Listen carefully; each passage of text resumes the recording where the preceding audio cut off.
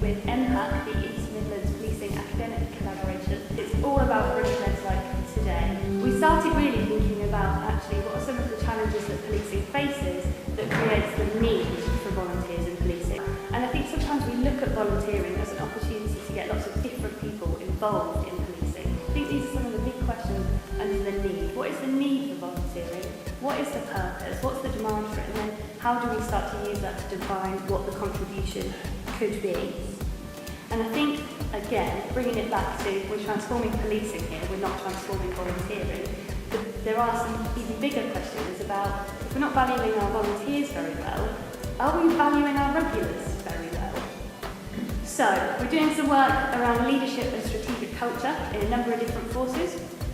So that is about recognising that you need significantly different leadership, support and management skills, approaches, styles, techniques when working with volunteers in comparison to your regular policing officers.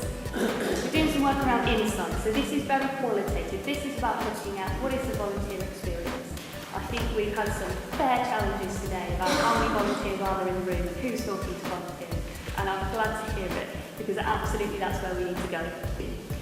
So I'm now going to ask Dr. Iain Britton to come up here, who is the head of the Centre for Systems in Policing, and he's going to take you through some of the findings of all of this work. I think the work we've been doing on a more sort of qualitative research, that in-depth work, looking at sort of talking with lots of specialists, again reflected as a real rich, complicated picture of why people volunteer. So it is complicated. There are lots of different motivations.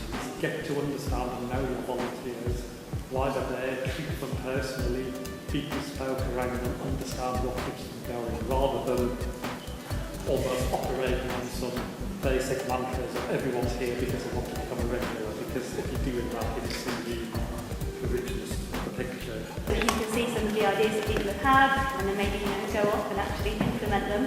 Okay, 15 minutes. Thank you.